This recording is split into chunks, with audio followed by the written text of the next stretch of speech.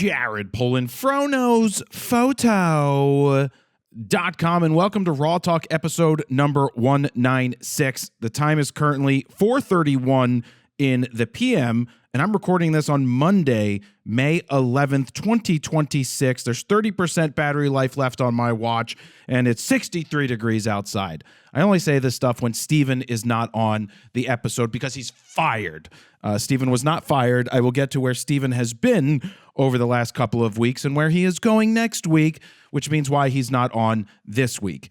It's been busy, and if you're in the photo community, you know that on Wednesday the 13th, Canon and Sony dropped both a camera and a lens each, and there might be other companies that have done other releases at the same time. I just don't know that at the time of recording this. I just know about the Canon and the Sony because obviously we've been working on that for the last couple of weeks, and that's why we've been super busy. So if other companies went ahead like Leica or Panasonic or I don't know who else might be releasing something, then I will talk about it when it's time to talk about it, which would be on a future episode. So let me jump into this. I wrote some stuff down here to read you guys so I can get it right here. It says, here's what's going on over the last 2 weeks. Sony and Canon both sent us new lenses and a new body. I've been traveling to shoot a show. I've been doing a lot of bowling stuff recently. In between shooting shows, I did shoots with the new Sony body and lens. And now I'm not talking about taking it to the park like a lot of other people do. I'm talking about taking it to baseball, soccer, the zoo, flag football, and I also used it to photograph a muralist friend of mine who did a mural on one of my buildings, and I really like it. And if you already saw the real-world preview of the Sony A7R6, then you already know what I'm talking about. Oh, I should also preface this right now. I mean, it's already out. So if you haven't seen the videos on the A7R6 and the 100 to 400 4.5 Sony or the Canon, what's the Canon? R6V and 20 to 50 that we included in there, and their new lens cap. Let me make a note here. New lens cap. I want to explain that later because it is something that is tiny, small, minuscule, but extremely important to talk about, especially if you're a Canon RF shooter. You know exactly what I'm talking about. So if you haven't seen those videos yet, I'm not going to go into, I'm using this episode of just me on RAWtalk because Steven, again, is busy. He's still editing at the time of recording this, all of the videos that will be out by the time you see it. He's getting ready to go on vacation. I'll talk more about that also in a minute. Yeah, it's definitely been a lot of work. So if you haven't seen that, go take a look at it. So here's what happened. I go ahead and I shoot those photos. After the shoots, I need to edit the photos. I need to organize my thoughts. I need to learn what the camera is all about. What Steven does is he makes notes, which then I go ahead and write on pieces of paper like this. Yeah, I actually make all the notes. If you're watching this and I'm putting the video out, then you see all these notes.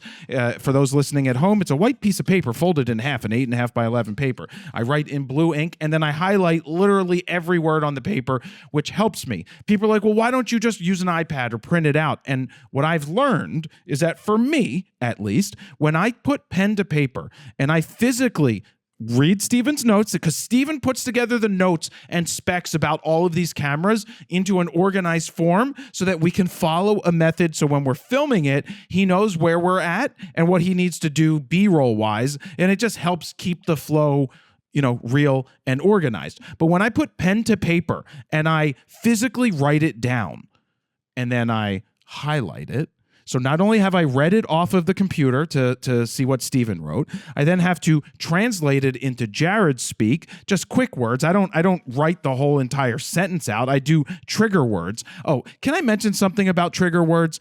Were you like this in school? I used trigger words in school on the top of tests. And I had teachers accuse me of cheating.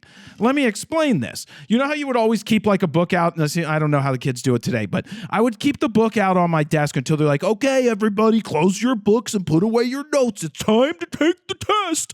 And I would be reading up to the last second, just things. And then as soon as I get the piece of paper handed to me and I hand the one back to them, because they would give you like a stack of 6. Did anybody else sniff the mimeotypes or mimeographs or whatever they were, the purple one?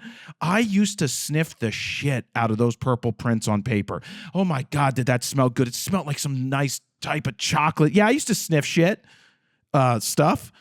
Okay. All right, I was thinking about this earlier today. I'm not into sniffing things like, oh shit, wait. I do sniff tests. I do that stuff. But I don't generally walk around the world sniffing things. I remember as like a 7-year-old, okay, don't hold this against me. It's not a thing. It's really not a thing. It's just something a kid did. His curiosity got to the best of him. I went to a piano teacher, right? And I went to the house and I'm like, I wonder what this bench smells like. Shit, that's what the bench smelled like. Lots of shit, because lots of asses sat on this bench. Now, it was a floral bench. It was one of those padded benches with those flower prints for some shitty piano. Anyway, that was me as like a 7-year-old. Don't ask me. I don't know. And I was thinking about this, like if I had a kid and then like I got caught doing that, what would I tell my kid? And then I'd be like, you know what? Were you just curious what it smelled like? And they'd be like, yeah. I'm like, that's okay. That's all right. I sniff things. Just don't get caught. No, it's just, I don't know. I don't have kids yet.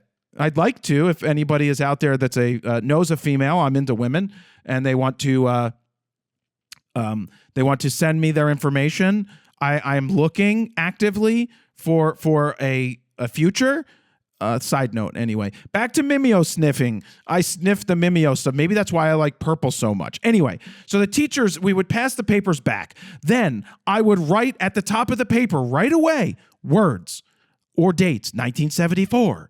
Blah, blah, blah, something else, this or that. And they were meant to be triggers that would instantly allow me to visualize what I read or wrote earlier. I believe I have a partial photographic memory of some kind because I can look into my brain and physically see, or optically, it's not physically, but whatever, I can see pictures in my mind. Kind of like when I'm taking photographs and I see the image before it happens generally. I know that's weird to say, but that's how I kind of react or feel. But that's just, okay. So anyway, I used to do that in school. And then the teacher would be like, you're cheating. I'm like, how is it cheating? And me as a 8, 9, 10, 11, 12, 13-year-old still doing the same shit. I'd be like, you questioning me? I'm like, how am I cheating by putting these words at the top of the paper? They're trigger words. You should be applauding me for using this method to do better on my test, Mr. Punk Ass.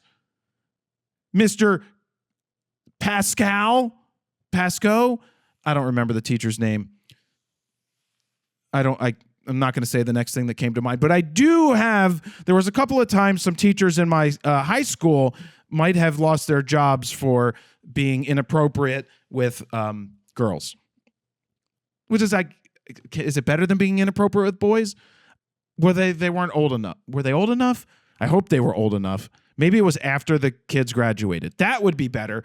In one case, it wasn't. I remember there was one case where the humanities teacher was sleeping with a girl who was 17 and almost turning 18. Why couldn't you just wait? Why not?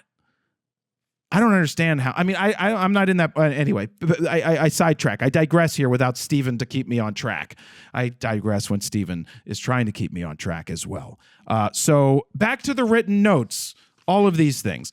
I feel that it helps me better accomplish the video quicker, even though it takes me like an hour to do some of these. It took me like an hour and a half to do the notes for the A7R6 and the lens, because there's so much information to write down. So it takes an absolute long time. But I think the time I spend there helps me spend less time when we're recording the video. And one of the things that Steven and I do is we do a run-through, a dry run-through, a practice run-through, so that we go over some questions I might have about the notes, or when it comes to video, he's more apt. He understands the video more than I do. So if I say something wrong, we correct it then. I make a quick note, and then we get it right. But Steven's always fascinated by the fact that I can recall certain things. Like, I see it. Like, they're there. I can see the gears moving in my brain, and I can see the picture of like, oh, I want to talk about the new price of the lens, or not the lens, but the new price of the battery, the SA battery. And I'm like, I can see it right now on the piece of paper. It says 129. No, I'm going to check. on my piece of paper. Where is it? Where does it say the new battery? That's 120. Yeah, it's 120 and $32 more than the Z battery. We'll get to that shortly. But it just helps me visualize and go from there. So anyway, I write these notes up. Then we have to film the video here, which means Steven has to set up the camera because we like to use the new cameras to film the video. So if that's the R6V, we film with the R6V. If that's the A7R6, I'm going to keep screwing it up because there's so many numbers, then we're filming with that. So after we're done filming, Steven then goes through the notes and he goes and is like, I need B-roll of this, this, this, and this. You mentioned the doors, the ports, that he knows what he needs. He records the menu systems. He has to go do all of that work. So there was a lot that's where he was the last couple of weeks working on getting this. Because I think we got the stuff 2 or 3 weeks ago, and I've been traveling, and between traveling and coming home, I would do these shoots over multiple days. Then we come in and we film, and then we had to film before I went away again because I was flying out the same day we finished filming the big videos so that Steven could focus on editing. It's legitimately a whole thing. So not making excuses here, but that's why Steven has had his focus on that and not on RAWtalk in the meantime. And I know it's disappointing when your favorite your favorite person on a show is not there, if Steven's your favorite person. I know I don't like listening to other podcasts generally when the main person isn't there, but we do more podcasts than most of these other people. Whatever. Side note there. So we're talking about the A7R6. So we had to do that for the A7R6. Then with the lens the same day after lunch, Steven had to set up upstairs on the store set for us to film the review of the lens. Then he has to do B-roll of the lens. I have to edit all the photos and give him full res and 4,000 pixels. So we have to prep all of that. And then we had to do the same thing for the R6V and the 20 to 50, which we included in the R6V video. We just felt that the 100 to 400 deserved its own video, which is why we did that separately. And to add to all of this mess, Steven is going away for a week on a family vacation with his family, his whole family. Like his parent, I think his parents are going. All his guys, like 17. There's like 17 siblings. I think there's only six. I think Steven's the 6th or something. But there's so many nieces and nephews, so they're going away. Steven had to finish he worked all weekend. Really appreciate that he worked all weekend to get it done before he goes away. He always says this though. He's like, I take a week off, but I have to do like an extra week of work leading up to that week going off in order to get stuff done. This is not like working a corporate gig, guys. And some people need to understand that when you're working for a small business or the world, it's harder to fill in when you have 3 people that do a job. Well, it's a little easier right now when you have Austin and Dan together to pick up some of the slack when Steven's not here.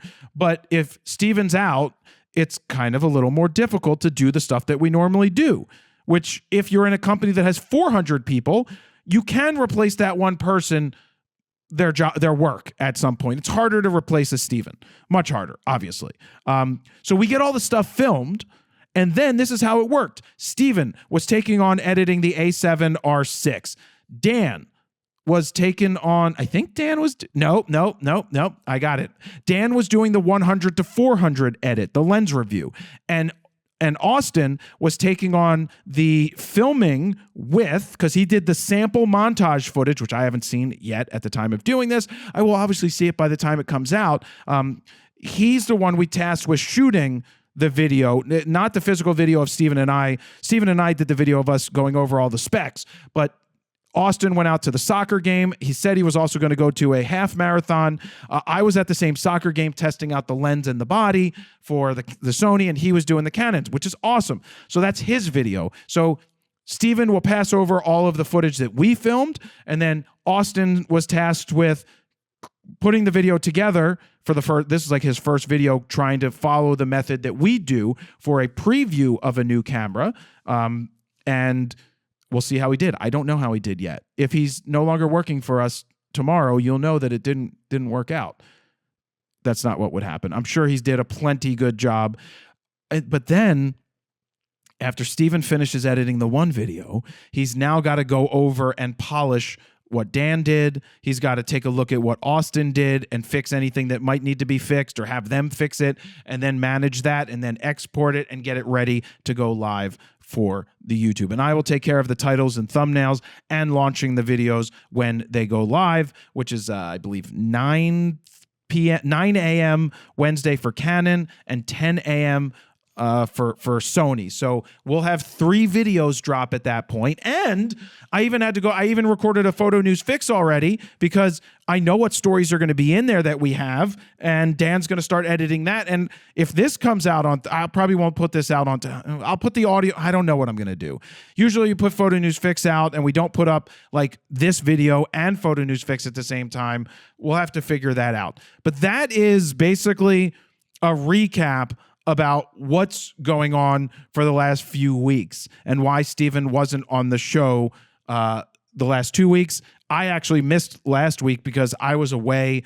I was really focused on filming more bowling. So I'm just out there doing a lot of stuff.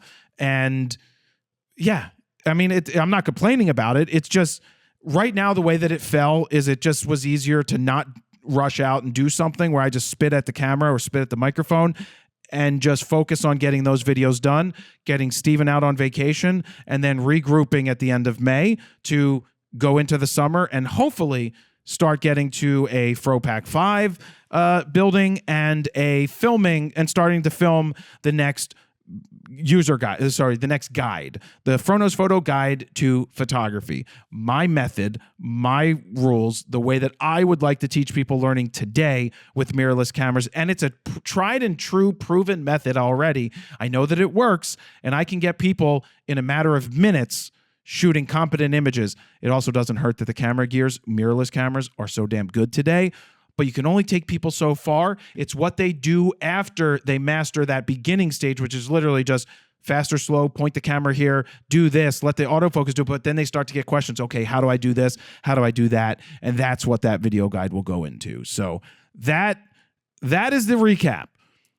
Now I want to go into all the new gear and share my thoughts about it and go from there. As always, you could text me. The text number is about to come up on my screen because I now know where I can find it. If I can find that screen that is open. And I haven't. I just failed at finding that screen. Here we go. It is 313-710-9729. 313-710-9729. That is the best way, the absolute best way to get in touch with us, because we have like 2,500 or 2,600 people that are on there, and it's much easier to text us, and not everybody texts every day. So that is what I'm trying to type something at the same time. And that's what you need to do. Okay? You need to send us texts there. Before I get to the thing, this is the first time I'm going to promote the next boot camp. This is another boot camp. It's July 30th. It's not July 30th. It is July 18th, Saturday, July 18th here in Philly.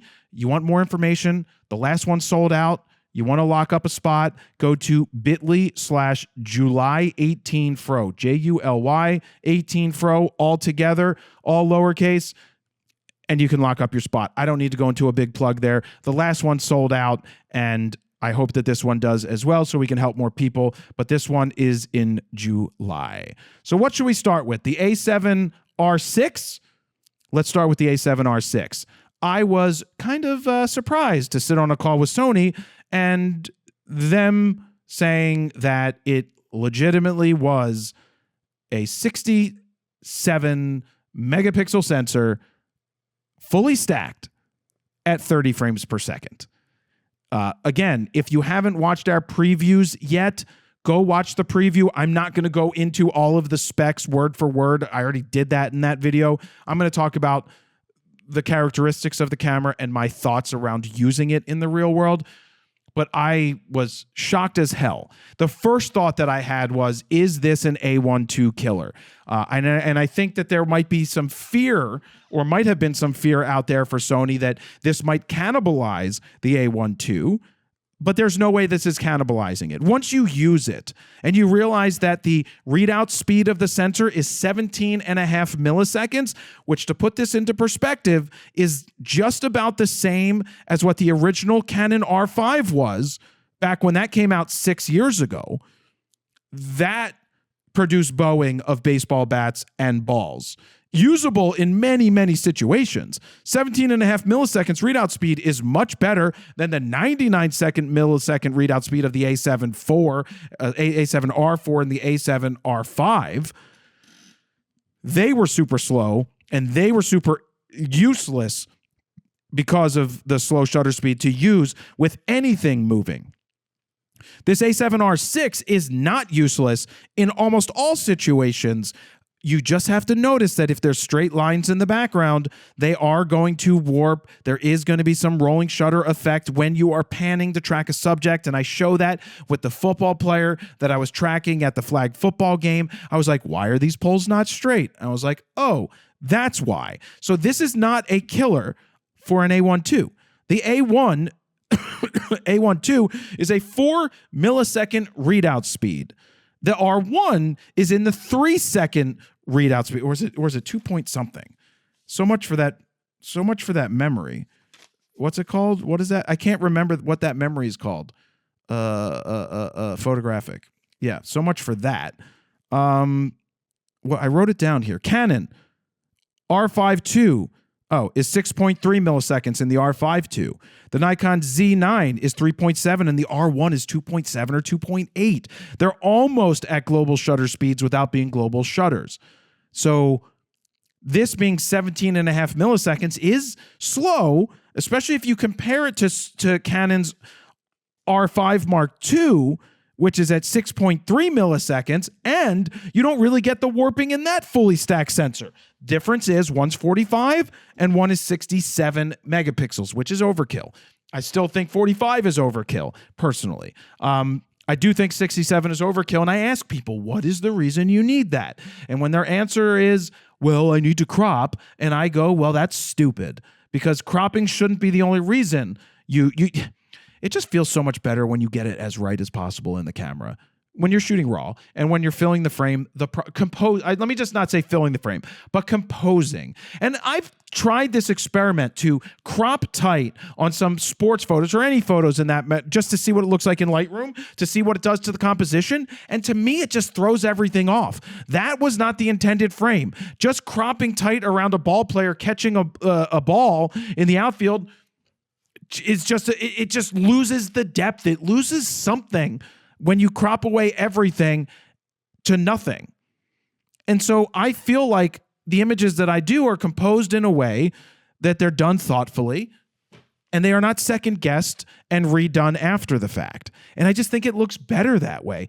I've tried it. I just don't like the way the stuff looks. So anyway, that's me. But the A7R6 being capable of doing 30 frames per second for like 4 seconds or so, roughly, you're not going to outrun it.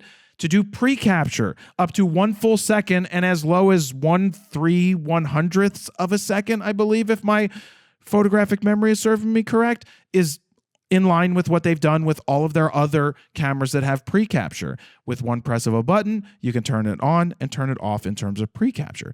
I love what they did with the illuminated back buttons. They implemented it much better than I think Nikon and Canon have done. One press of a button, it actually lights up 3 different brightness levels that you could do.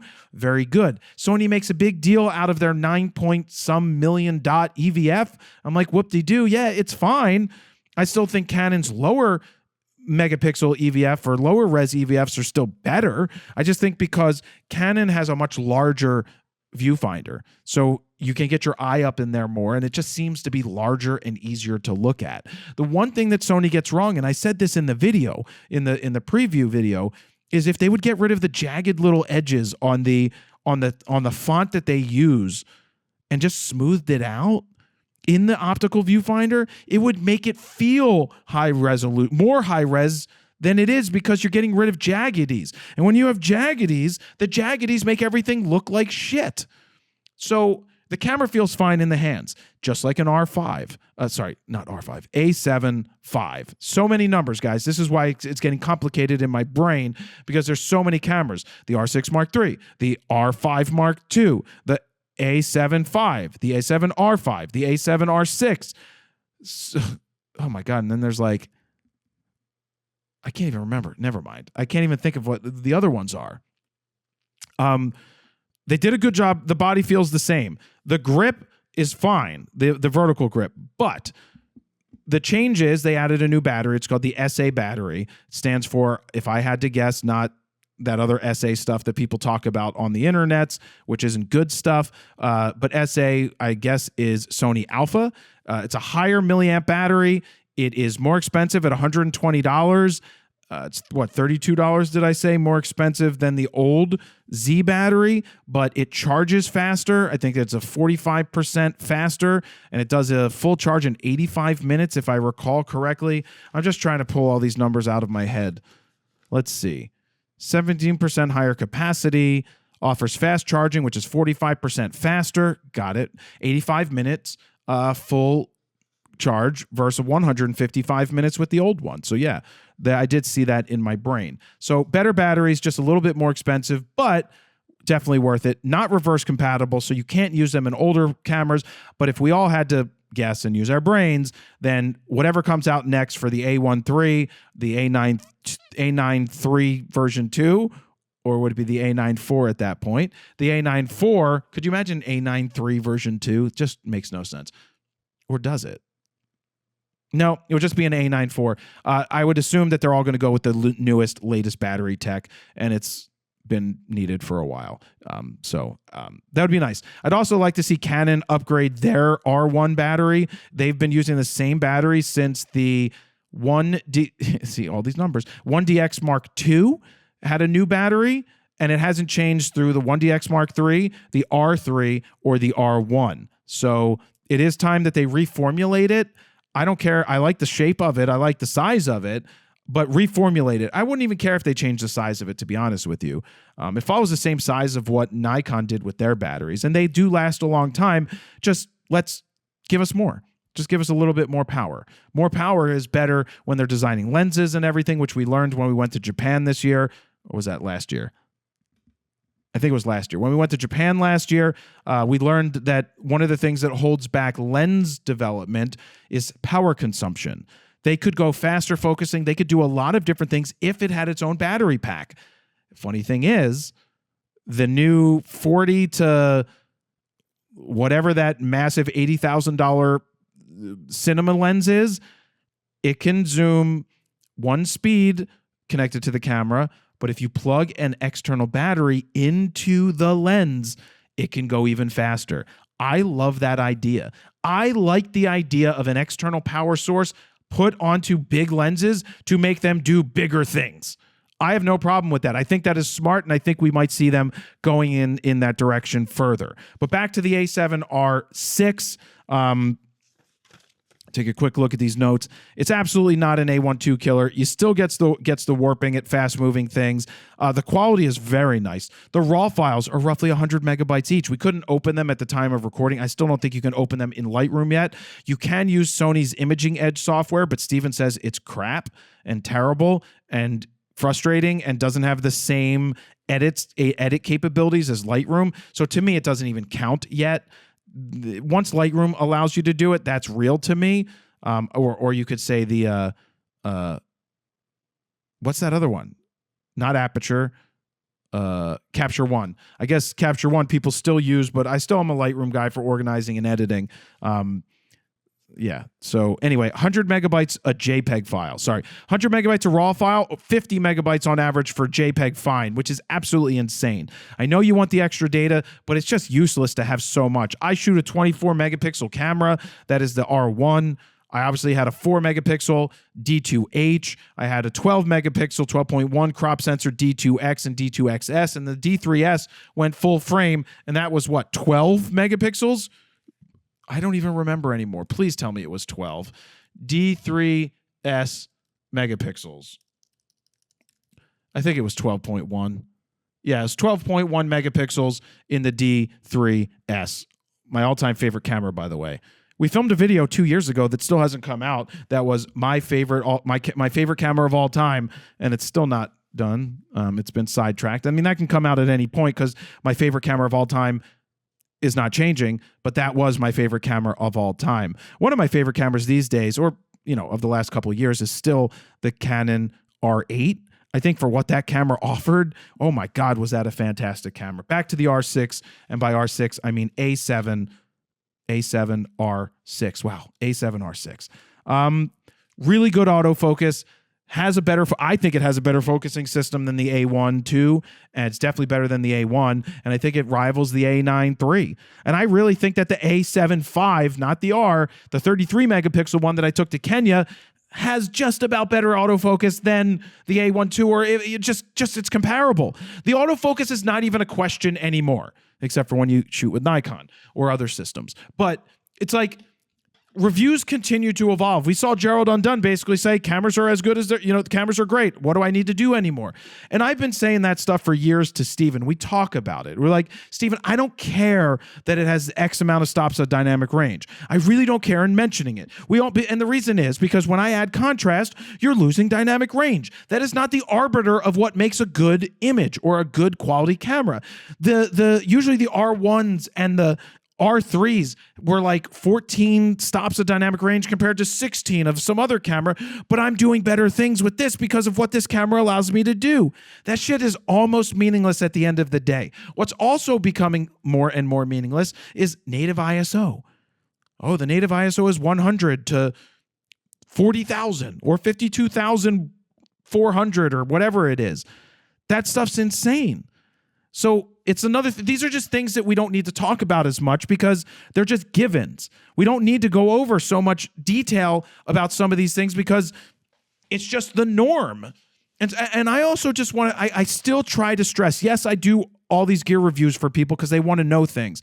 But I still, at the end of the day, try to stress a good picture is a good picture is a good picture, no matter what you take it with. That's all that matters is, did you get a good shot? And yes, certain gear is going to help you do a better job. But if you don't know what to do with that camera, then it doesn't matter. I could hand you an A9 III. I can hand you this brand new A7R6, which I don't have because I had to send it back. Excuse me. Black lung, Cole. Hand you that camera with the best lens in the world, and you could hand me the A6000 back in the day with a shitty lens, and I'm still going to outshoot you. I'm just going to do it because I know what I'm doing. And that's true in any profession, really. I mean, almost. Is whoring considered? Could you whore better than me? Could you be a better man whore? Like, or would I be a good man whore? I think I'd be a good man whore. Sleeping only with women, though. Unless the men are paying a lot. No, even then, I wouldn't. There is a number, though. I mean, anybody that says they wouldn't take like $10 million to S&D is nuts. It's $10 million, dude. Just close your eyes. Who fucking cares? Take the money. Take the money. No one cares. No one cares. 10 million bucks? Tax free? Yeah, sure. Why not? 10 million bucks. It doesn't make you gay. It may make you buy a Subaru. I'd buy a Subaru with some of that $10 million. Who cares? Seriously. Really. I'm still taking applications for wives or girlfriends, though. So she'd be okay, right? Like if you have a significant other, an SA, is that? No, wait, that's an SO. If you have a significant other, and you're like, hey, significant other, I was offered $10 million to S&D. Should I take it? And they'd be like, yeah. And if they said no, that's cheating, you'd be like, it's not. It's a business transaction. I'm a man whore. And then you'd be like, all right, do you want to watch? Because, like, is that your thing? Like, I don't know. Is it at a glory hole? Like, is it film? Like, what is it? It's $10 million, guys. And if you're still listening, I'm sure I offended somebody, but really, deep down inside, think about it yourself. $10 million. Would you do it for 10 though? $10? No, not for $10. $10 million. I think that's justifiable. Okay, can we get back on track, Steven? I can't believe you let me go off track on that topic, Steven. Man, that just reminds me of the old RAWtalk days. If we had Todd here and we had us and we were going off on this, I do think back to those RAWtalk days. And I'm the one who killed the older RAWtalk for numerous reasons. One of the reasons was we weren't able to get certain things done, and it did take time. I've talked about the reasons, like I didn't like how I acted on the show. It made me seem whatever. I mean, even though I do act that way sometimes, I turned it up a notch there to like match Todd's intensity. But we know people loved it. We had good viewers. Maybe it would have continued on and gotten bigger and bigger. And I don't know. It was really good. It's really good. But things change. I mean, we did that for 5-6 years. We did that for a long time, a long amount of time. So I don't know who James Bell is, but I'm getting probably a spam phone call right now. I don't even know what 804 area code is. I don't know. Anyway, now that we've sidetracked from S-ing the D, let's get back to the Sony A7R6. It's fast. The autofocus is great. The feel in the hands is great. The files are fine. I can't tell you about the raw files, but we know they're going to be fine. I mean, that's why these things are at this point. It's like, we know they're going to be good. There's no really questioning this stuff at this point. We know it's going to work out and be perfectly fine because those cameras are just so damn good at this point. Price point, what's it, $4,500? So they never tell us the official price until like we're done filming. So we have to film a bunch of different price points, guys, because we get a range.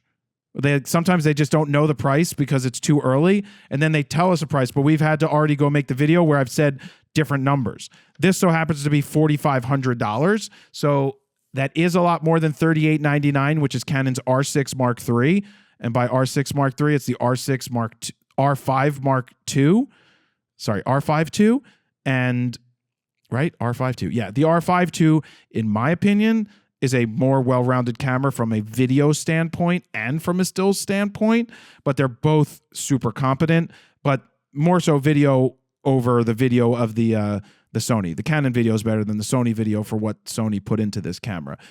But look, it's a solid camera. If someone was thinking about getting the A7R6 for wildlife, great. Going to do a great job. You're going to be able to shoot with your mechanical shutter if you want, or your electronic shutter. I still think that a lot of people that this is overkill, and that the A7V, if you're a Canon shooter, if you're a Sony shooter, is great. The A7V was an unbelievable camera to use. It was a joy to use when I was in, where was I? Kenya. It did a great job. It's 33 megapixels, great autofocus, fast shooting, pre-capture, very good. So there's really no bad cameras on the market today. So that's that.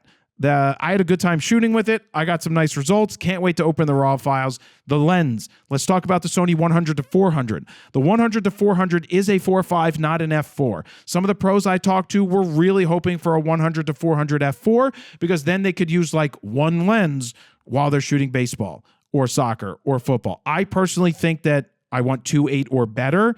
So give me the f2s, give me the 1.4s, give me the 1.2s. I'd rather not have the 1.4. But for versatility's sake, people would love a 100-400. I personally think there's definitely a look to a 2.8 or better that an f4 just doesn't have. And I can see that with the 200-400, the 180-400 from Nikon and Canon. They just didn't have the zhoosh. And I see it when other people post images with it. Maybe they just don't do a good job editing like we do, where we edit the raw files. They're just blatantly putting out shitty pictures, and you're like, there's no contrast here. This doesn't look good. And you're just like, this isn't good. Maybe it's partly that, but there is a look to the other stuff. 100-300 2.8 Canon RF is a beautiful lens. This 100-400 4.5 is solid. At first, I was of the mindset that this is a great lens for a parent who wants to photograph their kids in any type of sport on grass, on any field sport, any soccer, football, baseball, field hockey, lacrosse. It is a killer range, and being 4.5 all the way through is great. But for the everyday mom and pop, I would think that a 100-400, even though it's variable aperture, 4.5 to 5.6, that's 9 years old. I wouldn't buy that lens today. It's too heavy. That's the lens that I took to Kenya. It's too heavy and it's too old at this point. I gotta think that they're going to come out with a version 2 of the 100 to 400 variable aperture. And the reason I believe that is that is a better choice for most people. It's also going to be less expensive. The lens comes in at $4,400. I actually don't have those notes here. They're upstairs. I think it's a $4,400 lens. For the people that are going to use it and need it, it's well worth it. It's the size of the 200 to 600. It is much larger than the 100 to 400, though it's very similar in weight. It's like 4.1 pound versus 3 point something pounds of the other one, of the older lens.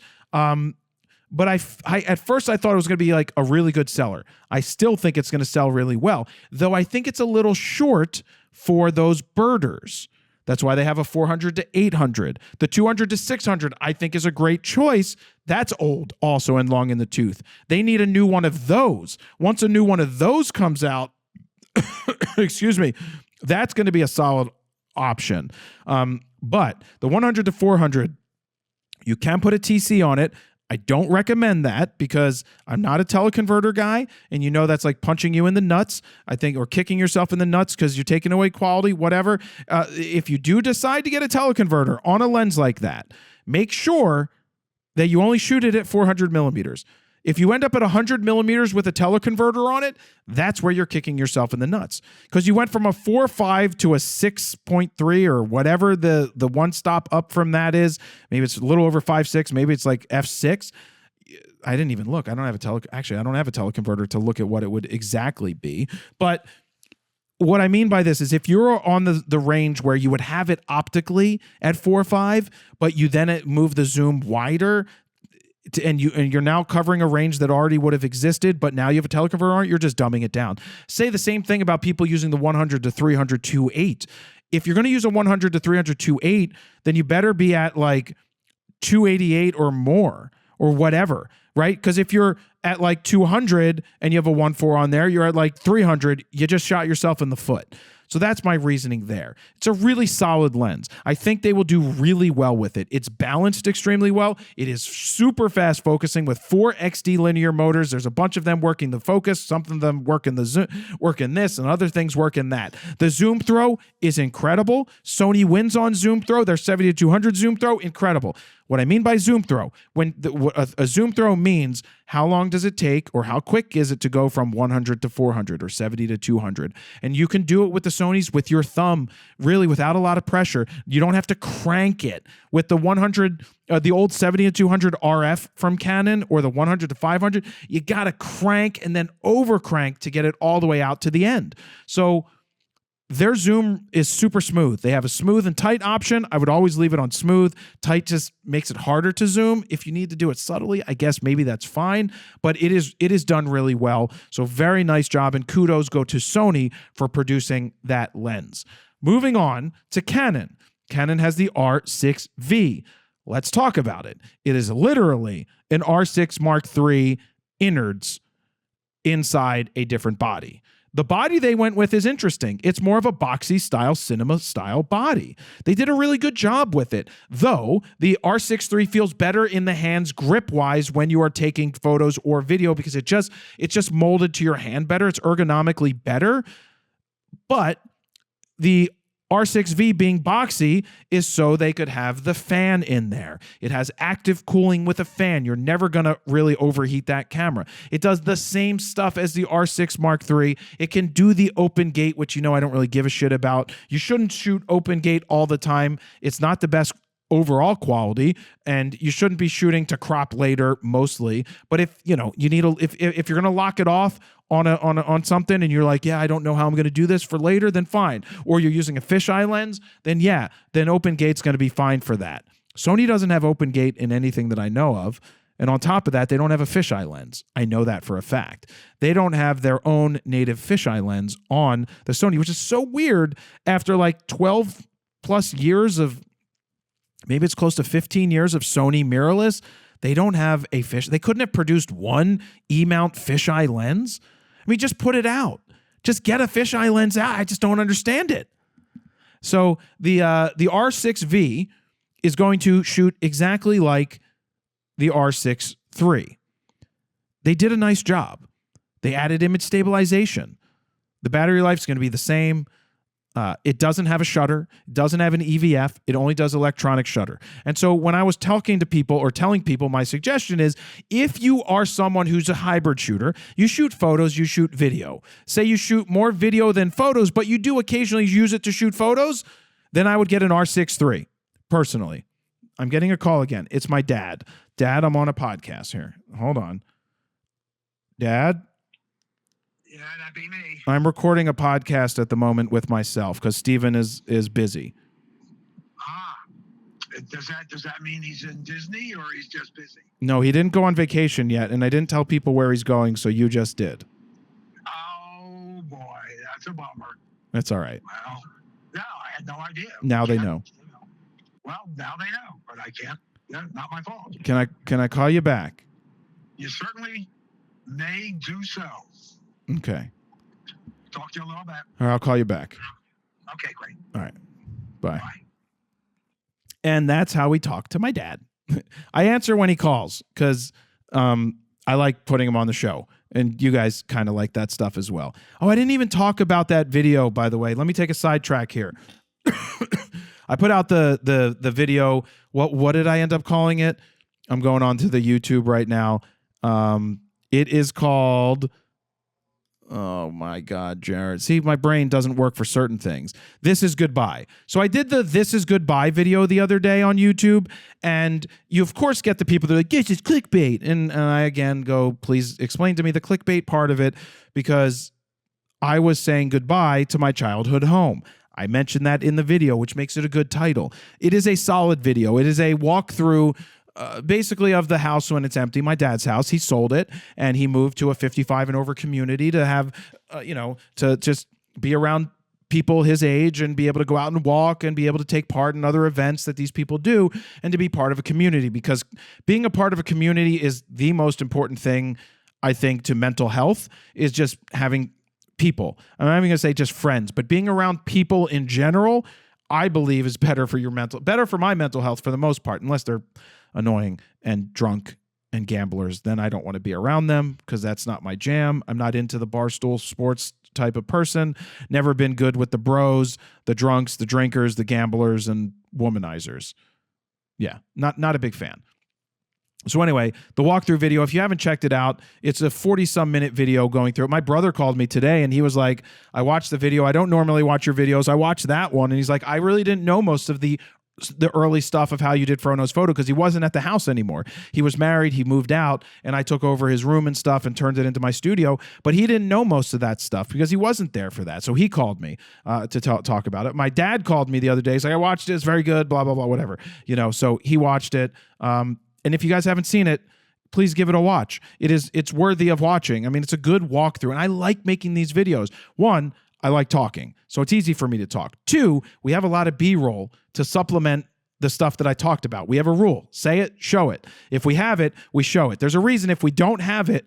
If I say something that is worthy of being shown and we don't show it, that's either we don't have it or we don't have time to edit and add as much stuff as we really would want, because sometimes the enemy of done is good, or sometimes the enemy of good is done. I don't know.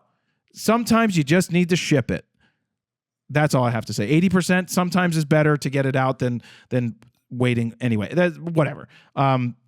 Austin did that video, took him to my dad's house, walked around. He filmed on the R6 Mark III, by the way, on a gimbal for most of it, because he was doing it on a gimbal. So if we had an R6V, then he would have been using that. We think that we'll probably have him use an R6V more so than an R6 III. Though, when we travel, I don't mind putting an R6 III in the bag just in case he needs a camera to back up the R6 Mark II, or I need a camera to pick up extra photos. Because then I could take his R6 II and use it for photos, and he can use an R6 III, or vice versa, something along those lines. So from a still standpoint, that's what we would do. Anyway, Austin did a great job with that video, and that brings me back to the people, like when you should get an R6 III over an R6V is if you at all are considering shooting photos, then an R6 III is the way to go. Sure, you're missing out on the the active cooling, but we haven't run into overheating at all ourselves. And so really there's not much different in the R6V than the R6 III. I mean, I have all these notes right in front of me, but it really just has the active cooling, and that's one of the only additions. But if you're someone who's like Austin and you don't take stills at all, or maybe like I ask him to take a couple of stills of me on location or for some thumbnails, then he could, use the display because it doesn't have an EVF, or we could put a display on it externally, and then he'd be able to take photos that way. Not ideal, but he could get it done. So if you're someone who's primarily going to be doing video, then 100% the R6V is a good choice for a content creator on the lower side.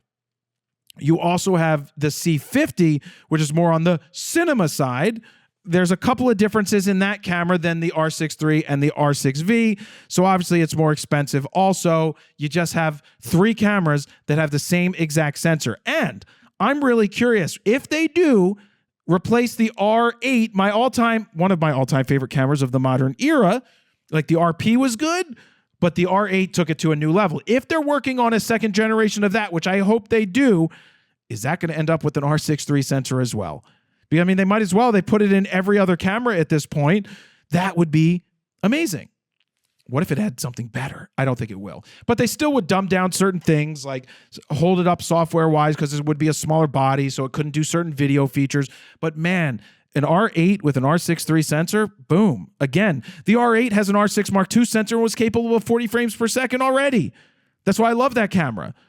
I'll still take an R1, though. I'll still take an R1 to travel. But yeah, if you need to downsize an R8 used, like you could probably get them used for like $800. I wonder if, let's see, used Canon R8. Let's see what they're going for. Under $1,000. B&H has it for $1,300, but I think you can get it refurbed from Canon refurbished for even less. Let's see, refurbished cameras. We're going to go on Canon's website here real fast. Refurbished R1, $61.99. You could add it to the cart right now. R5 Mark II body, $3,509. Refurbished, can't go wrong there either. Let me just see if they have an R8. No R8, R100, R50, R50, R10, R2D2. Come on, load more. Come on, one of these has R7 body. What's that go for? $11.59. Here's an R8 body only, $12.99.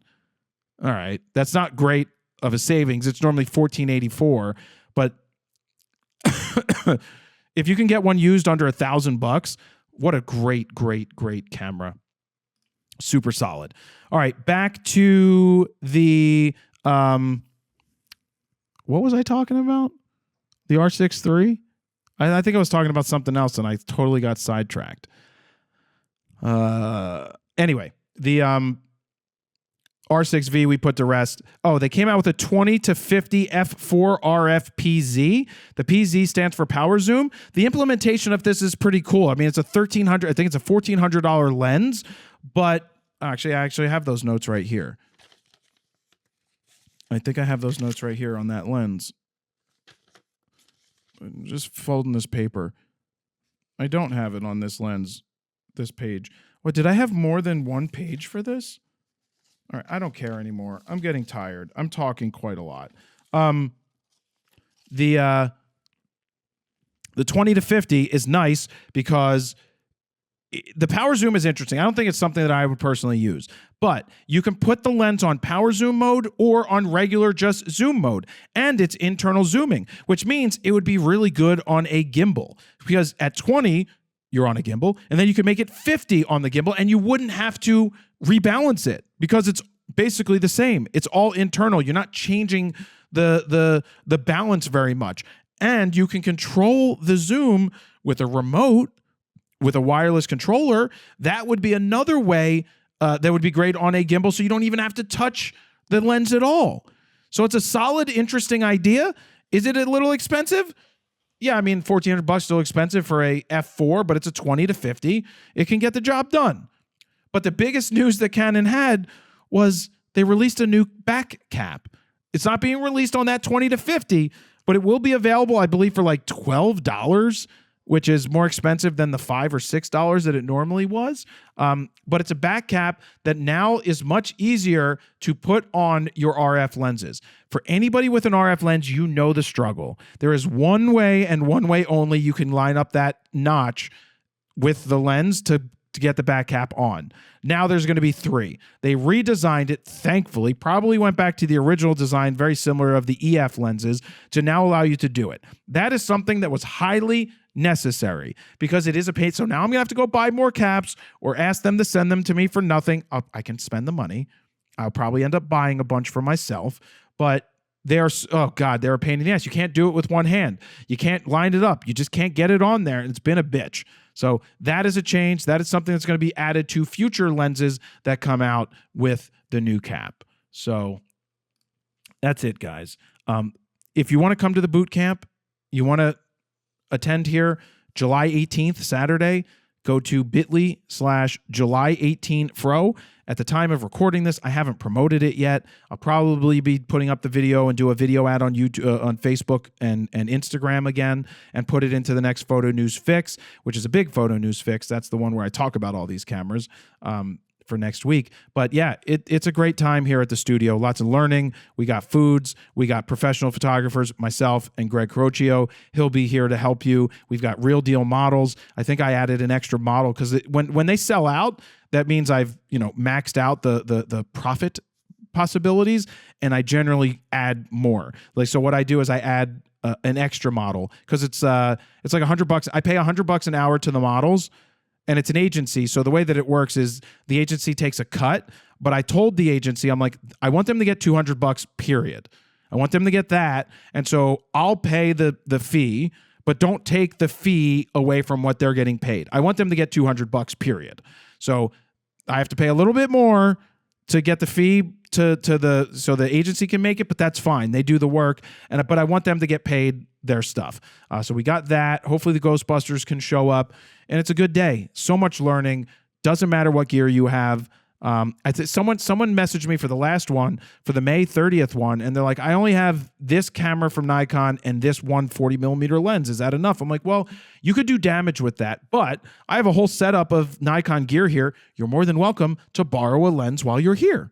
So that's going to happen. I will have the Z lenses ready for this person because there's usually not a lot of Nikon shooters. It's usually like 90% Nikon, 8%. Sorry, it's usually like 90% Canon or 80. We could say 80+% Canon, and then Sony, and then Nikon, and maybe every once in a while a Fuji. Definitely no Leicas.